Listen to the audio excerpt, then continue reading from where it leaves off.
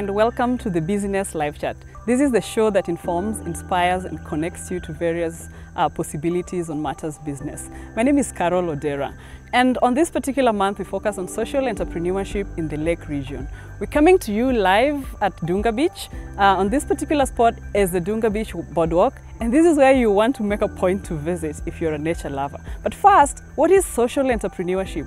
Who is a social entrepreneur and what is social enterprise? Social entrepreneurship is the use of business solutions or smart solutions to solve cultural, environmental and social challenges in societies. So we are talking about new sets or new forms of doing business geared towards solution of social problems and environmental problems. When we talk about social enterprises, we are talking about enterprises with cultural, with environmental and with social values. And the social values here means that they are trying to solve a particular problem, be it unemployment, be it housing, be it urban mobility, be it wash and such like.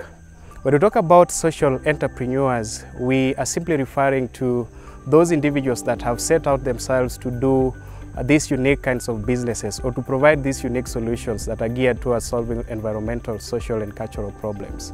So that is all about social entrepreneurs, social enterprises and the ecosystem as it is. Over 37% of the social enterprises in Kenya are led by young people between the age of 25 and 34 years. And 65% of these enterprises set out to solve unemployment, which is a critical issue within Kenyan system today or our space today, because up to 80% of young people are unemployed. And so social enterprises in Kenya are trying to solve the first issue on unemployment. Others are following in the list. On this episode, we talked to two amazing social entrepreneurs. One is from Nairobi making shoes out of recycled materials, and the other is from this particular community, which is Dunga Beach, making products out of water hyacinth. We invite you to come with us.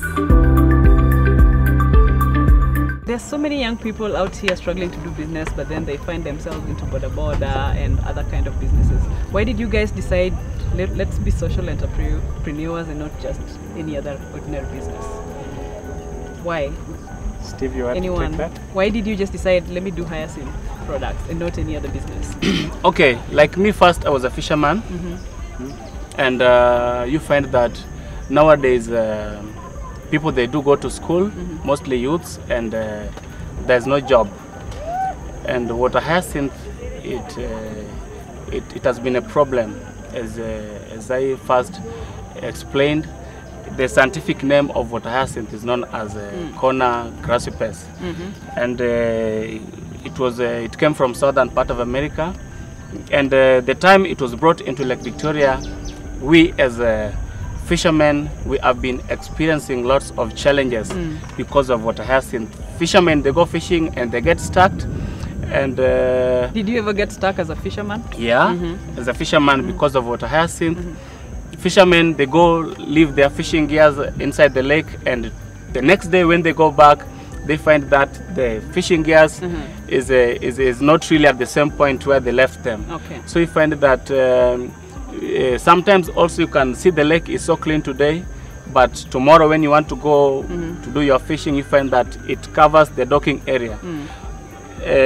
Going out from the beach and coming back, you find that that access is now is no longer there. So at what point did you decide I want to do hyacinth products? Now, because of that, I said that I just thought of doing something different, because now fishing activities now it became low, and lots of youths are also into fishing activities. Now I just decided, as a person, that it's good for me to start doing something different, with something different from other people, whatever people are doing in the community. Okay.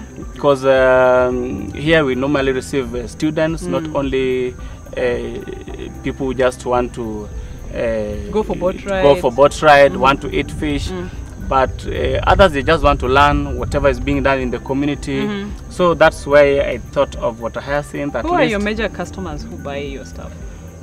Here our major customers are both local tourists and international tourists. Oh, nice. And for international tourists, they go with light stuffs, things like baskets and the cards, because they can't carry furnitures back home. It's more expensive to carry it over there. Okay. And apart from that, we also educate the community. That's why we have a group which is known as Dunga Community Eco Crafts, work with youth and also young women who can as well be interested on doing something. Even while they're back home, they can make crops, they can make some light things, and at least you can turn that into money. Well, Josh, this is to you. By 2016, only 1 out of 5 social entrepreneurs who had applied for loans were able to access them. And about 54% of such entrepreneurs were citing barriers to access to capital and funding. Could there be more to funding in the social enterprise ecosystem, and what are some of other challenges that you could be experiencing? Yeah, I think access to investment capital is a huge challenge to social entrepreneurs, and I think we have young, incredible, amazing youths trying to build products and brands, but they face the huge challenge of financing. And for us, it's been such a challenging journey, because you see, like most banks, they don't believe in startups. They don't invest there. They don't want to take that kind of risk. And then when you come to the space of government funds, like WESO funds and these other grants that are funds that are available for businesses, they have bureaucratic processes. So it makes it so hard for youths to access these funds. And in some cases, you definitely have to maybe part with huge shares, percentage of your business to get something to kickstart your business. So for us, it's been friends and a bit of grants here and there that has enabled us to kickstart our business, but it's such a huge challenge. Okay, so even before you talk about financing, I'm imagining that you have to develop a product from scratch. You know, like you get the hyacinth and you have to go through a process to get it to a final product. How is getting support in terms of training? How is it in terms of getting that kind of support for you to get the final product? Like, do you have to get some training on product development and those kind of things? Like for you, where did you get training to? How did you come up with this product? Like for me, I used to see lots of products first being made in the internet with not only Water Hyacinth, but with reeds and also with sticks. So that's why I thought of Water Hyacinth itself, how it can be turned, though it needs a proper training, because for just someone to wake up and you go inside the lake and take Water Hyacinth and then turn it into a final product, it's not really that easy. Have you had Someone training has to be trained on this? Yeah, first I had training on Water Hyacinth, and the kick, they were doing the training, and that's where in fact I went there once. I mean, it was just a training on how to turn Water Hyacinth into a paper. So but when it comes to weaving, Kick is another social enterprise. So that is support from another business just like yours, peer-to-peer teaching. But there's not been kind of support from government from other entities. We tried applying. We tried to get to apply for WESO fund, as he has talked about, but you know, there is like when you apply, it goes with who do you know, and such kind of thing. Both of you mentioned the government in nice ways, though. Yeah. We know that there is the Companies Act where people could register private companies, limited liabilities and all that. And we also have the Cooperatives Act, basically for cooperatives, or what most of us would refer to as SACCOs. Josh, do you know if there is any particular law on social enterprises, or rather how is your business registered?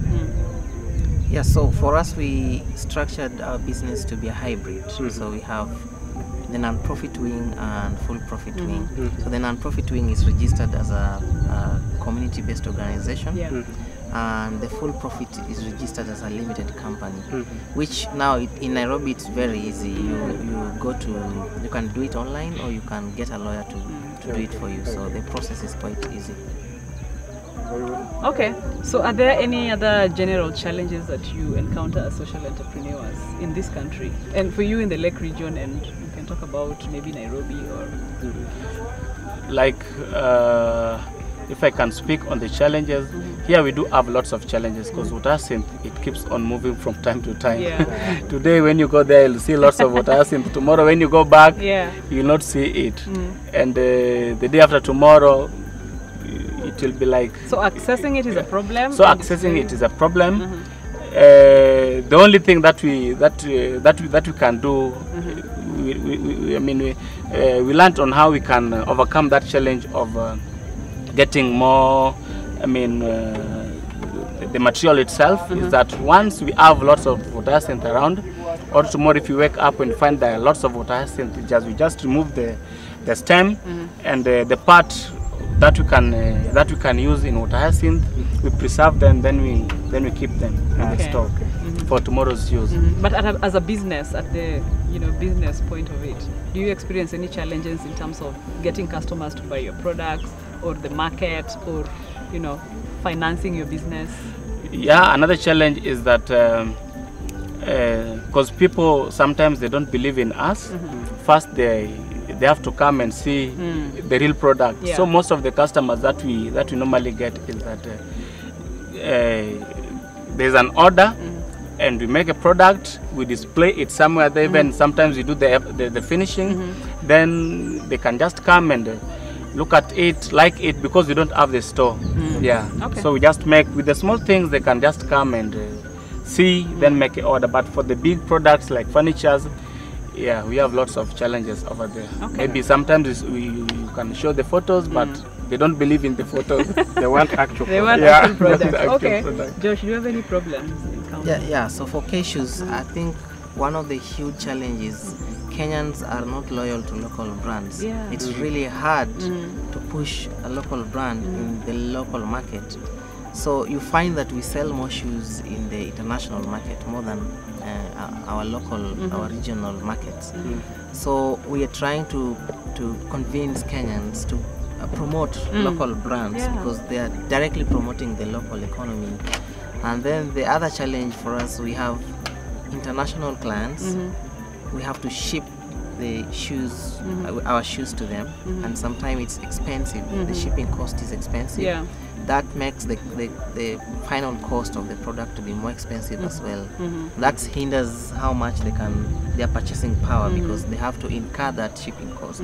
Are there any subsidies towards production of your shoes from government, from any other sector? Well, not so much, except that government has made it so easy for small businesses. Like you can start your business with access to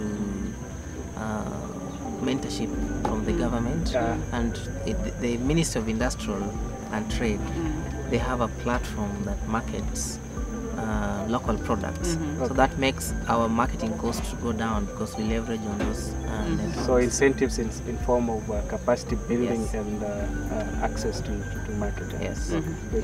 Well, now we have to end the show, but before we do that, I would like you guys to tell us a parting shot. Like, do you think social entrepreneurship is a good thing for the region especially? Do we need more social entrepreneurs, or we have enough? Is it a good thing for the region, do you think? I think it's a good thing for the region. Why? Why do you think so? Because you find that sometimes like there's no job.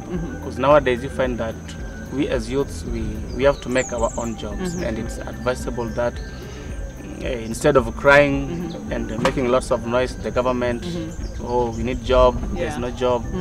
So it's good that even people are going to school, just to go to school as you know that you have something in mind that as you come back to the community, how are you going to help that community? Exactly. Yeah. How are you going to solve the problem?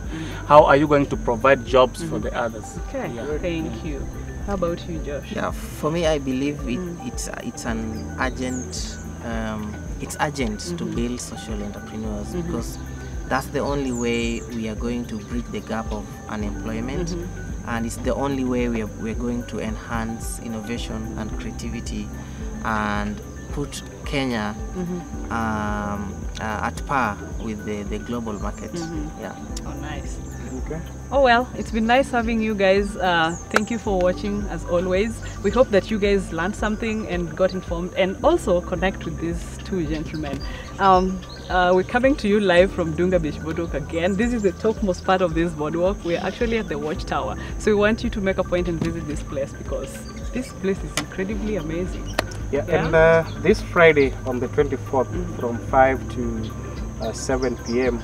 we have our Social Entrepreneurship Business Friday, which would bring many of these actors, the business people themselves, enablers, government, and other ecosystem support organizations at the University of Nairobi. So come learn, network, and let's talk business. See you next time. Thank you. Bye. Thank Bye. you.